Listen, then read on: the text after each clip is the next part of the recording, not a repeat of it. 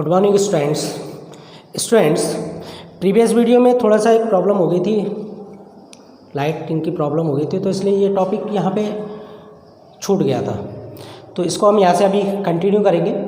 और हम क्या कर रहे थे, उसमें हमने लास्ट जो टॉपिक छोड़ा था उसमें वो ये छोड़ा था कि जो एसिडिक स्ट्रेंथ था ऑक्सो एसिड की, तो वो ऑक्सो एसिड की जो एसिडिक स्ट्रेंथ है डिफरेंट हैलोजन में, सबसे पहले हम किस में ले रहे हैं, सेम ऑक्सीडेशन स्टेट में। डिफरेंट हैलोजन की जो ऑक्सीडेशन स्टेट है, सेम ऑक्सीडेशन स्टेट में हम ऑक्सो कंपाउंड ले रहे हैं। फॉर एग्जांपल हमने ले लिया HClO, HBRO एंड HIO। अब देखो जो ऑक्सो एसिड की एसिडिक, यहाँ पे हमने डिफरेंट हैलोजन ले लिए, या Cl हो गए या Br हो गए या I हो गए, लेकिन यहाँ पे इनका जो ऑक्सीडेशन स्टेट है डिफरेंट हैलोजन का सेम ऑक्सीडेशन स्टेट है। यहाँ पे क्लोरीन का 1 है, ब्रोमीन का 1 है, आयोडीन का 1 है। यानी क्या है, ये जो एसिड है ये आपके पास हाइपोहैलस एसिड है, ठीक है, हाइपोक्लोरस, हाइपोब्रोमस और हाइपोआइडस।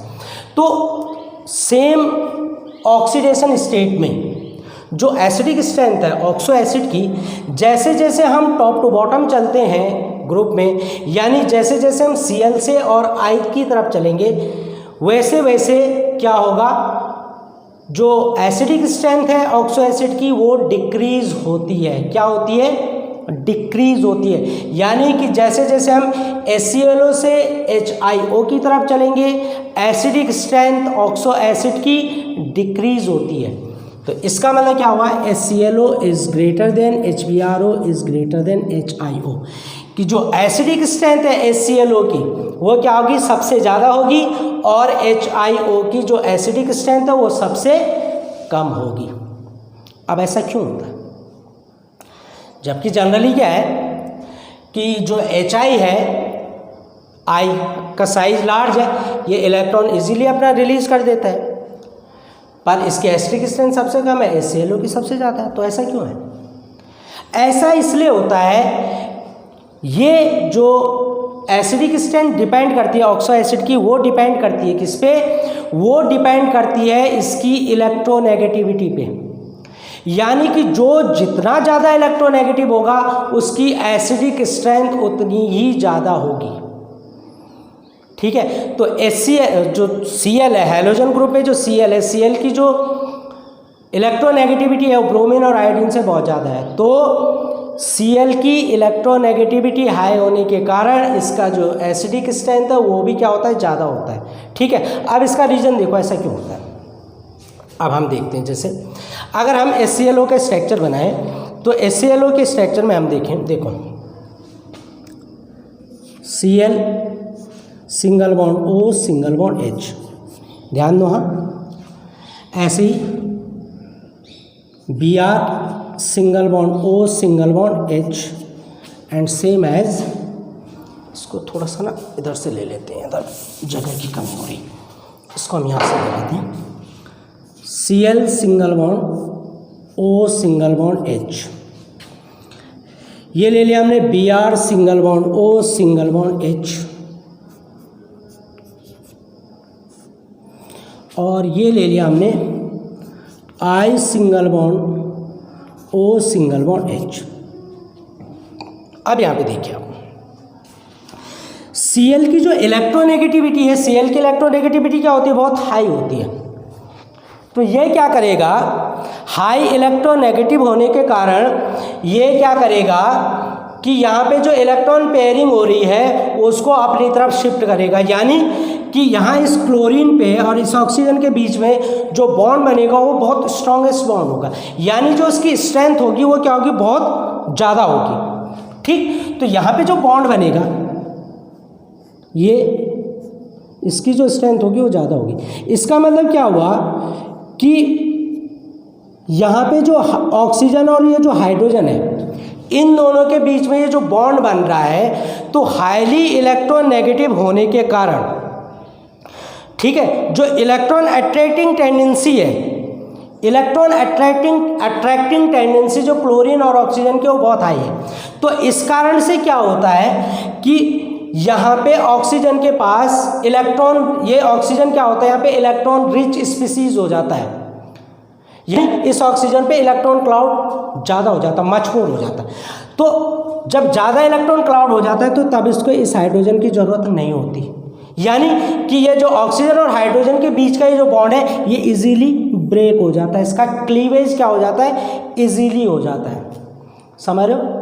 हाई इलेक्ट्रोनेगेटिविटी के कारण इस ऑक्सीजन पे इलेक्ट्रॉन डेंसिटी क्या हो जाती है, बहुत रिच हो जाती है, और इलेक्ट्रॉन डेंसिटी रिच होने के कारण ये जो हाइड्रोजन और ऑक्सीजन के बीच जो बॉन्ड है ये बॉन्ड वीक हो जाता है। तब इस ऑक्सीजन को इस हाइड्रोजन के इलेक्ट्रॉन की कोई ज़रूरत नहीं होती, तो इसे क्या कर देता है, H+ आयन को ये इजीली रिलीज कर देता है। तो ये जो H+ आयन है यहाँ पे, H+ आयन क्या हो जाता है यहाँ पे, इजीली रिलीज हो जाता है।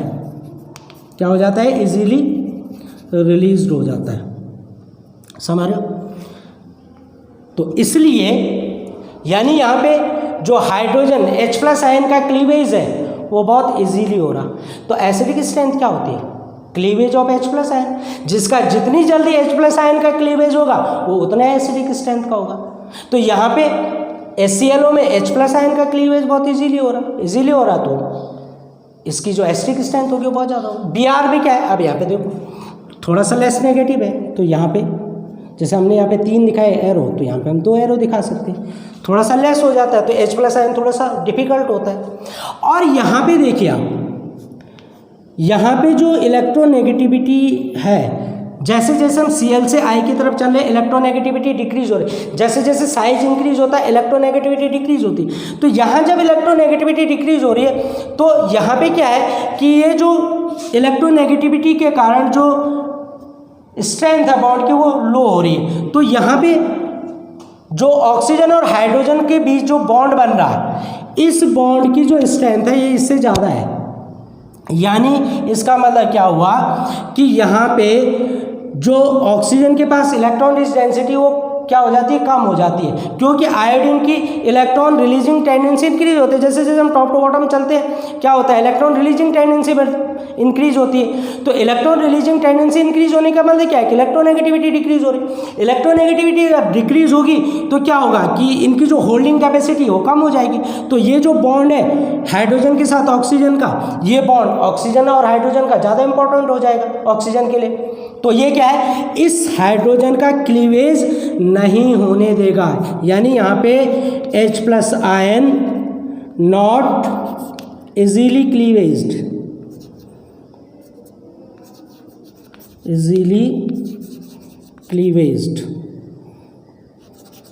तो इसका क्लीवेज क्या है यहाँ पे, इजीली नहीं हो पाता, इसलिए इसकी जो एसिडिक स्ट्रेंथ है वो अपने पर्टिकुलर जो ग्रुप है उसमें सबसे कम है। तो समझे एसिडिक स्ट्रेंथ किस पे डिपेंड करती है, एसिडिक स्ट्रेंथ डिपेंड करती है आपके किससे, इलेक्ट्रोनेगेटिविटी पे। तो जो जितना इलेक्ट्रोनेगेटिव होगा उसकी एसिडिक स्ट्रेंथ उतनी ही ज़्यादा होगी। तो पहली चीज़ तो क्या था कि different halogen and same oxo acid. अब हम क्या लेंगे, same halogen different oxo acid. क्या लेंगे हम, सेम हैलोजन, चलो डिफरेंट ऑक्सो एसिड तो हमने ले लिया, same halogen acidic strength of oxo acid of same halogen, किसमें लेंगे हम, of same halogen with different oxidation state. किसमें ले रहे हैं हम इसे, विथ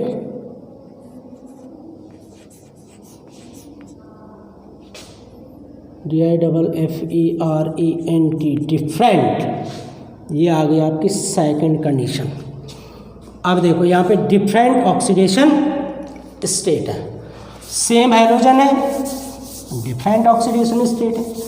अब देखिए आप कि क्या होता है, अगर आपके पास डिफरेंट ऑक्सीडेशन स्टेट है, HClO, HClO2, HClO3 and HClO4। ये आपके पास 4 डिफरेंट हैलोजन एसिड है और यहाँ पे ऑक्सीडेशन स्टेट डिफरेंट है, ठीक है। ऑक्सो एसिड आपके पास सेम है, डिफरेंट हैलोजन, डिफरेंट क्या है आपके पास ऑक्सीडेशन स्टेट, यहाँ पे 1, यहाँ पे 2, 3 एंड दैट इज 1। अब देखो यहाँ पे क्या वेरिएशन आता है।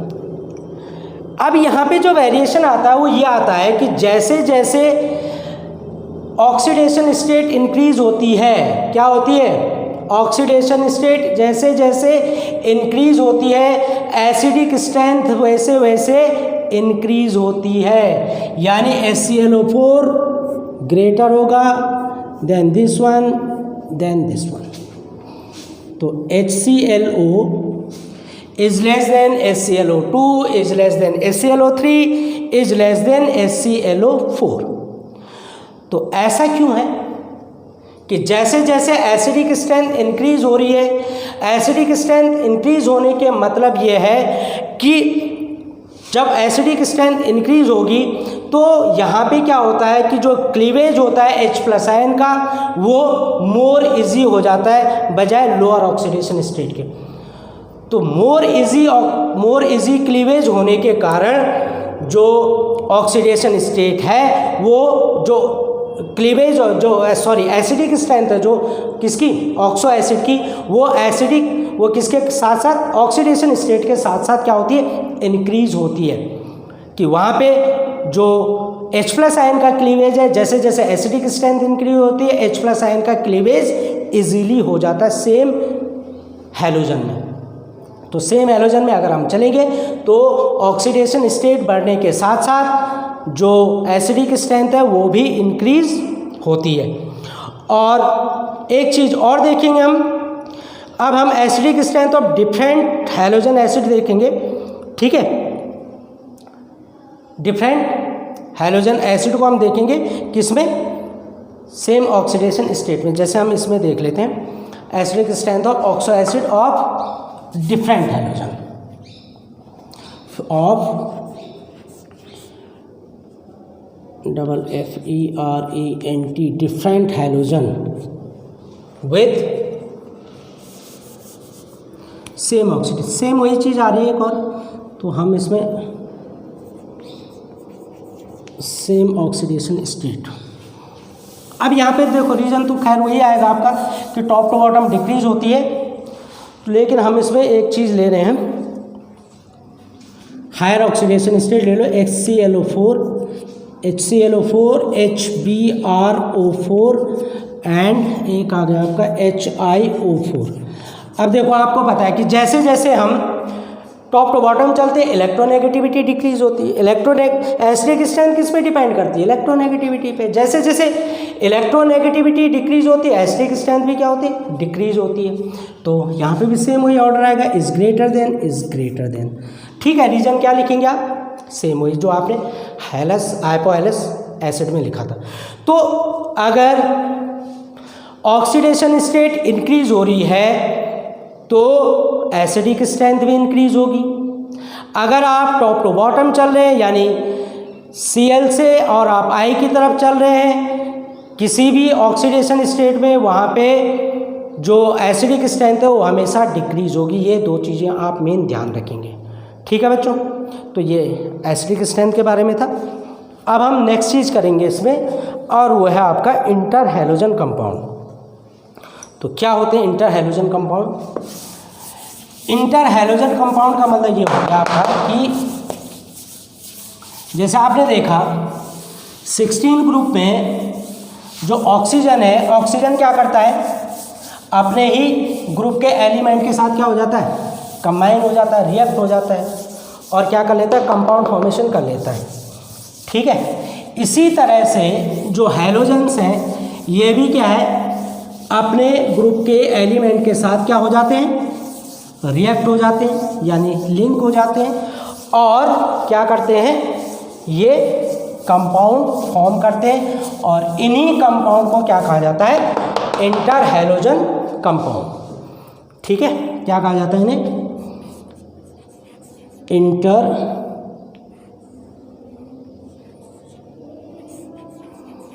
Halogen compound.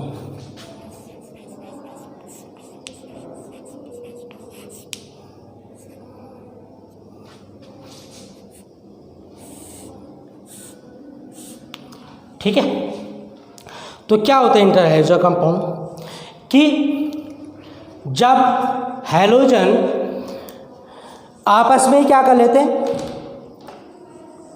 शेयरिंग कर लेते हैं और कंपाउंड फॉर्मेशन बना देते हैं, उन कंपाउंड को इंटर हैलोजन कंपाउंड कहा जाता है। यानी एक दूसरे में आपस में क्या हो जाते हैं, कंबाइन हो जाते हैं और कंबाइन होकर क्या बना लेते हैं, कंपाउंड बना लेते हैं। इन कंपाउंड को इंटर हैलोजन कंपाउंड कहा जाता है। ठीक है, अब इन इंटर हैलोजन कंपाउंड को हम कैसे प्रिपेयर करेंगे।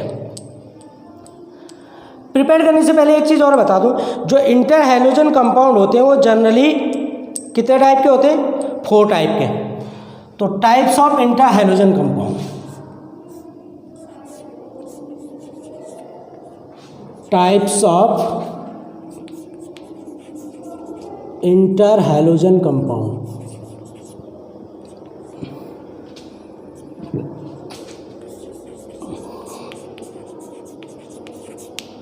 तो जनरली जो इंटर हैलोजन कंपाउंड होते हैं कितने टाइप के होते हैं, कितने टाइप के होते हैं, 4 टाइप के। कौन कौन से type, XY, XY3, XY5 and XY7।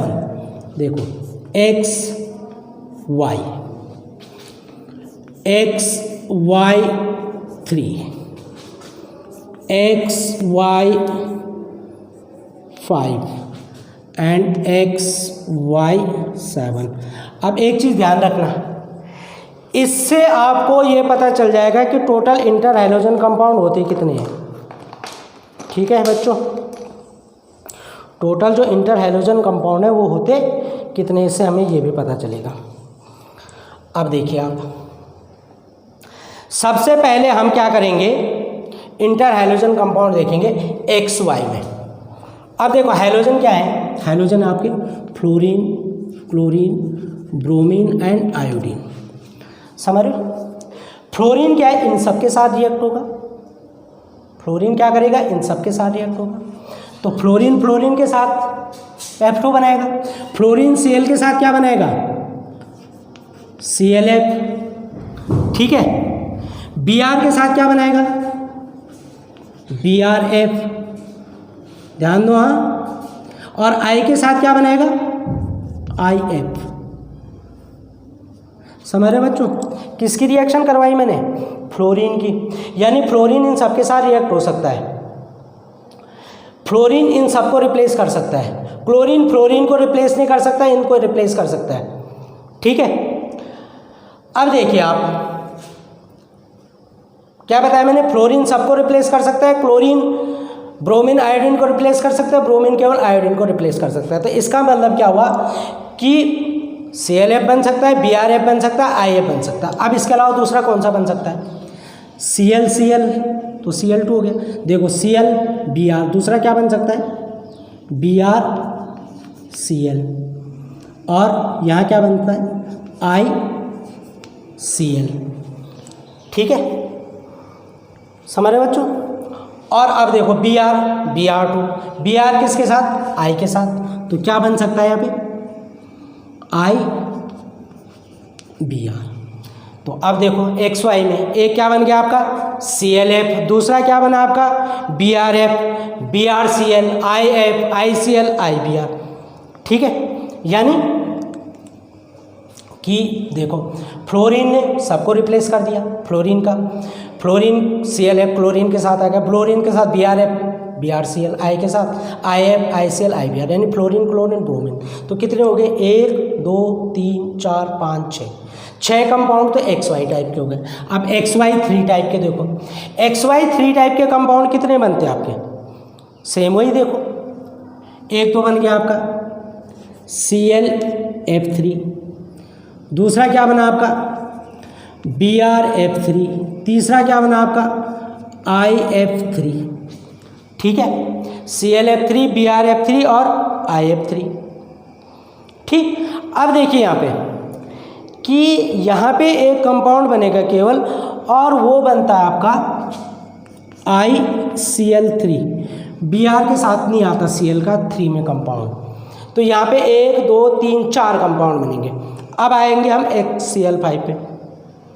तो अब देखो यहाँ पे केवल जैसे जैसे साइज लार्ज होता है वैसे वैसे जो कंपाउंड है वो फिर इलेक्ट्रोनेगेटिविटी पे आ जाते हैं। अब देखो यहाँ पे XY5 में क्या बनेगा, ClF5, BrF5 और IF5, केवल यही बनेगा। और यहाँ केवल क्या बनता है, IF7, बाकी क्लोरीन ब्रोमीन के नहीं बनते। यहाँ पे देखो सब बन रहे, ब्रोमीन तक का भी बन रहा है, लेकिन यहाँ पे केवल फ्लोरीन क्लोरीन के बन रहे हैं, यहाँ पे केवल फ्लोरीन के बन रहे हैं, और यहाँ पे केवल 7 में भी क्या बन रहा है, फ्लोरीन बन रहा है।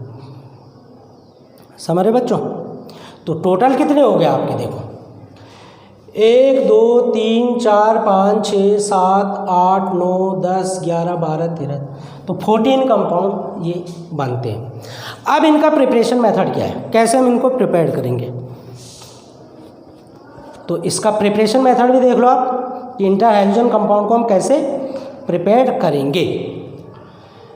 तो इस चीज़ को हम बच्चों नेक्स्ट वीडियो में करेंगे, इसका प्रिपरेशन।